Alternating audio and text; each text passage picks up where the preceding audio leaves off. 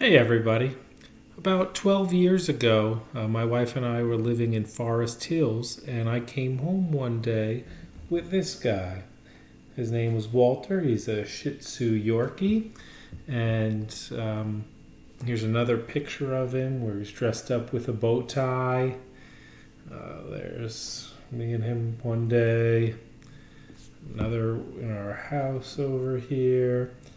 And, he's been a great puppy through the years, but unfortunately, today he had to be put down. We took him to the vet, kidney levels super high, and there was no way to turn it around. So it's been a tough day here. Great memories, but, with 3 kids attached, and he's been here for so long, it hasn't been super easy. So I said, what book should I read tonight? So I decided, because his name was Walter, although he wasn't always a farting dog, I'm going to read Walter the Farting Dog, Banned from the Beach. It's a story by William Kotzwinkle, Murray and Elizabeth Gundy, illustrated by Audrey Coleman. All right, so here is in honor of our Walter. I hope you enjoy the story. For everyone who's ever felt misjudged or misunderstood, Mr. and Mrs. Crab were having a ton of fun.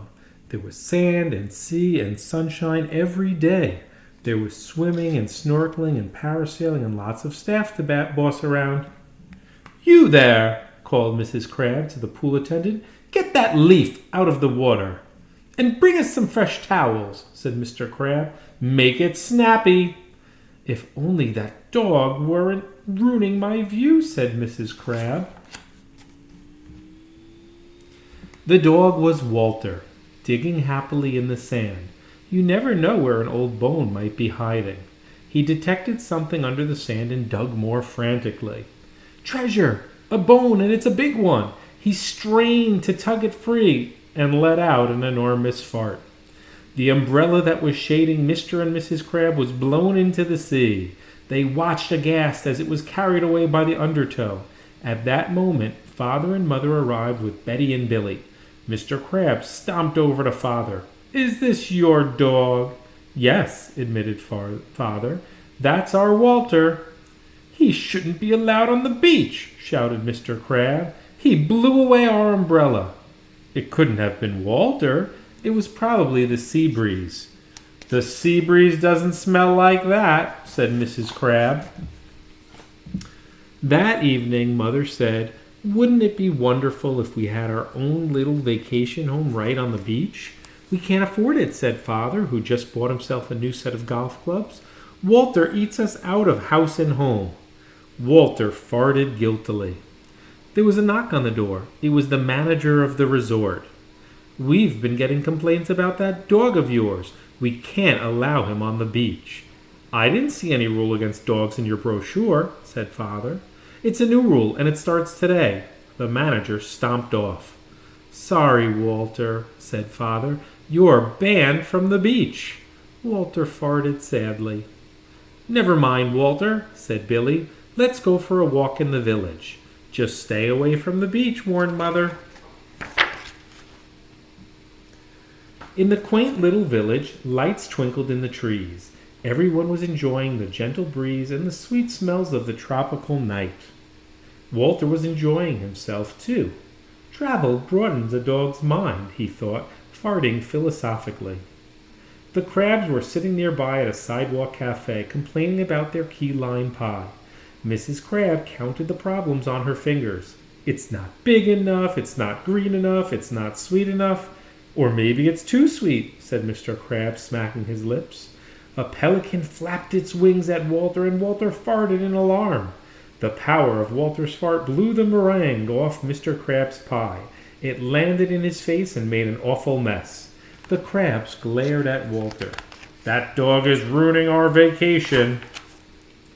Next morning, Father got a phone call from the chief of police. I've had serious complaints about your dog," said the chief. "I'm afraid we can't allow him on our streets." Father hung up. "Sorry, Walter, you're banned from the village." "But where can Walter go now?" asked Billy. "He's grounded," said Father. "He stays inside." "That's not a very nice vacation for Walter," said Betty. Walter farted. Need I say more? Asked Father. When everyone went out to have fun, Walter stayed inside with his nose pressed against the window. Well, thought Walter, I'll just have to make the best of it. He sniffed around for something to eat and found a sack of strange-looking tropical fruit. The label said, "Cook thoroughly. Do not eat raw." Since Walter couldn't read, he ate it anyway. Then he went to snooze in the sunshine pouring through the window. Betty and Billy were building a sandcastle on the beach. "Look," said Betty, pointing out to sea. "How did that island get there? It wasn't there before." "It must have been underwater," said Billy.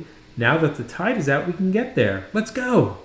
They waded out through the shallow water to explore the mysterious island. "This is the sort of place where you find buried treasure," said Billy, beginning to dig. Suddenly something shiny glittered in the sunlight. "I knew it!" yelled Billy, holding up a nickel. "We're rich!" yelled Betty. Mr. Crab sat up under his new beach umbrella. "Those nasty children seem to have found something." The crabs waded out to the little island. "Let me help you," said Mr. Crab, pushing Billy aside. Mr. Crab found a rusty old key and waved it triumphantly. "I have a feeling that this will unlock something very important," he said. Sure enough, 10 minutes later he dug up a door and the key fit perfectly. "Maybe we'll find a whole vacation house," said Betty. Though they dug for hours, they didn't find anything else. And they didn't notice that their island was shrinking. The tide was rising fast and the waves began to lap at their feet. Betty looked up and gasped. "How did the beach get so far away?" "It's the tide," cried Billy. "We're marooned."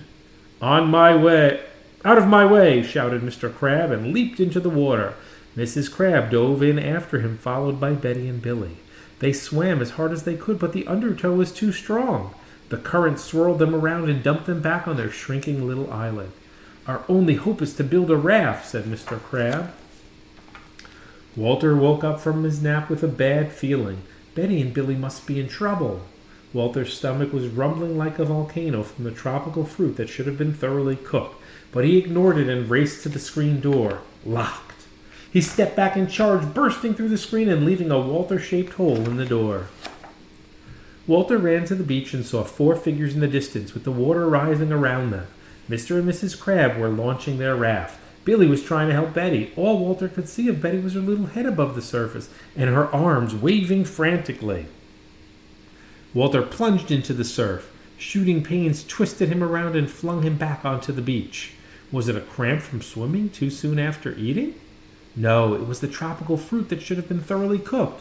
"Walter, save us!" cried Billy. Walter struggled to rise, but the gases produced by the tropical fruit that should have been thoroughly cooked chose this moment to erupt with terrible force. The tropical fruit fart produced a boom that was heard along the coast for miles. Coconuts blew off the trees, and the crabs, clutching their new umbrella, were blown all the way to the Sandwich Islands. The waves parted around the little island where Betty and Billy were stranded. Layer upon layer of sand and shells were pushed aside, leaving a pathway across the ocean floor. Betty and Billy ran toward shore. Halfway there, Billy tripped on something jutting from the ocean floor. Walter raced out to help him. "It's a treasure chest!" cried Billy. "Bones," thought Walter, and grabbed a handle in his teeth. He dragged the chest to the beach. Betty and Billy pried it open. Walter was disappointed to see that it only contained jewels and gold. With the money from the treasure, Mother and Father bought the vacation home of their dreams. There was sunshine every day. There was golf and snorkeling and parasailing on the gentle sea breezes. Experts said it was the most important treasure uncovered in a century, but Betty and Billy disagreed. "Walter," they said, "you're the greatest treasure of all." Well, I hope you enjoyed the story, and as you can see on the back, there's other in this series. And thanks for listening to my little Walter story, and I will see you next time. Take care, everybody.